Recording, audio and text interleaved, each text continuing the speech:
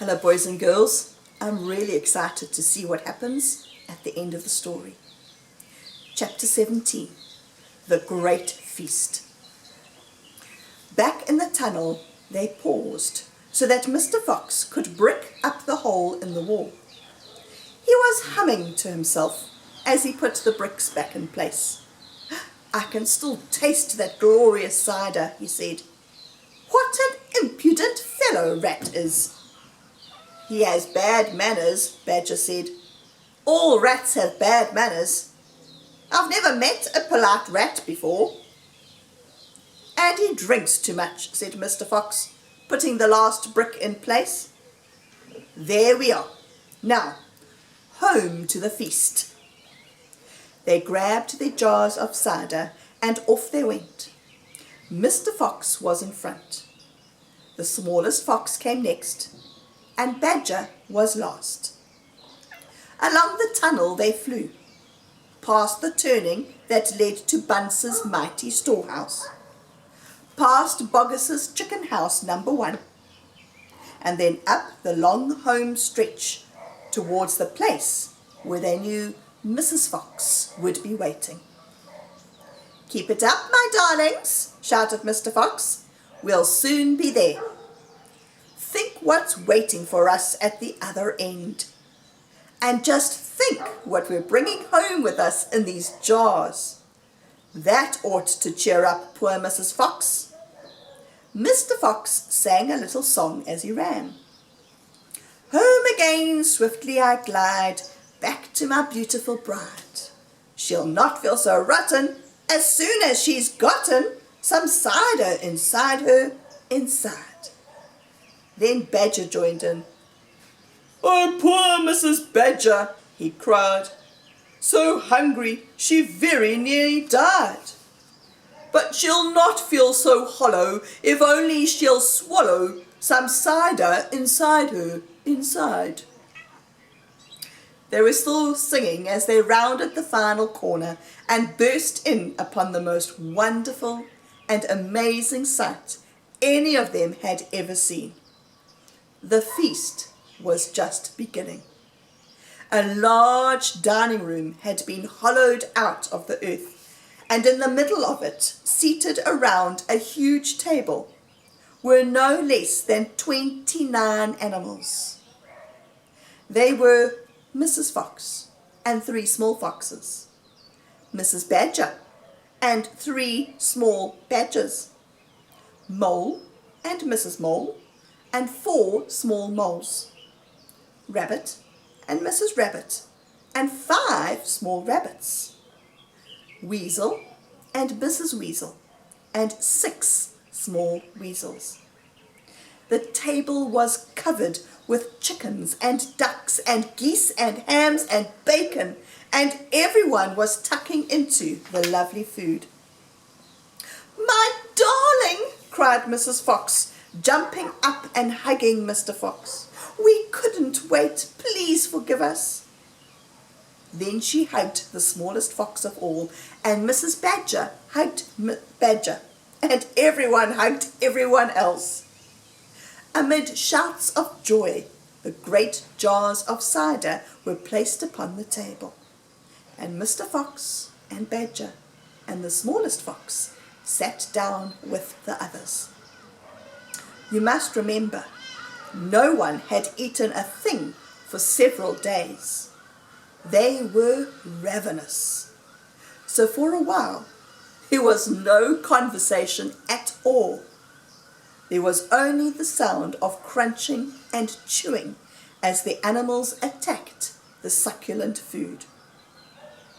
At last, Badger stood up. He raised his glass of cider and called out, "A toast! I want you all to stand and drink a toast to our dear friend who has saved our lives this day, Mr. Fox." "To Mr. Fox!" they all shouted, standing up and raising their glasses. "To Mr. Fox! Long may he live!" Then Mrs. Fox got shyly to her feet and said, "I don't want to make a speech. I just want to say one thing, and it is this. My husband is a fantastic fox. Everyone clapped and cheered. Then Mr. Fox himself stood up.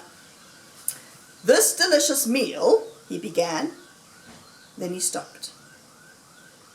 In the silence that followed, he let fly a tremendous belch. There was laughter and more clapping. This delicious meal, my friends, he went on, is by courtesy of Mrs. Boggis, Bunce and Bean. More cheering and laughter. And I hope you have enjoyed it as much as I have. He let fly another colossal belch. Better in than out, said Badger. Thank you, said Mr. Fox, grinning hugely. But now, my friends, let us be serious. Let us think of tomorrow and the next day and the days after that. If we go out, we will be killed, right? Right, they shouted. We'll be shot before we've gone a yard, said Badger. Exactly, said Mr. Fox. But who wants to go out anyway?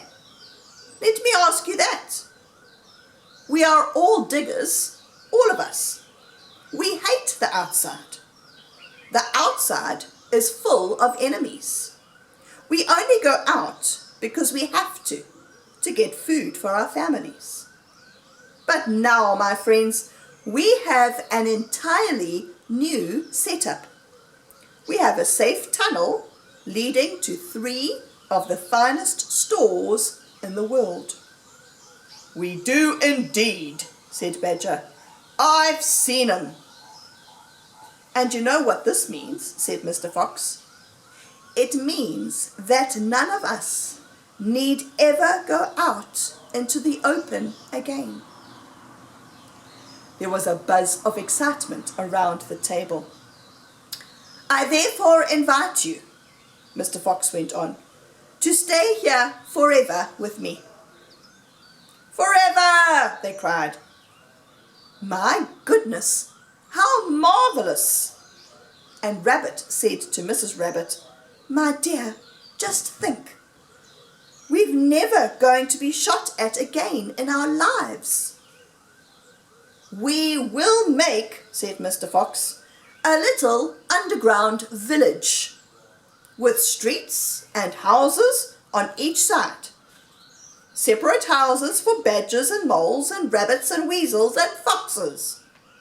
And every day I will go shopping for you all. And every day we will eat like kings. The cheering that followed his speech went on for many minutes. Chapter 18. Still waiting. Outside the fox's hole, Boggis and Bunce and Bean sat beside their tents with their guns on their laps. It was beginning to rain. Water was trickling down the necks of the 3 men and into their shoes. He won't stay down there much longer now, Boggis said. The brute must be famished, Bunce said. That's right, Bean said. He'll be making a dash for it any moment. Keep your guns handy. They sat there by the hole, waiting for the fox to come out. And so far as I know, they are still waiting. I hope you enjoyed reading the story with me. It was lovely to be able to read it to you.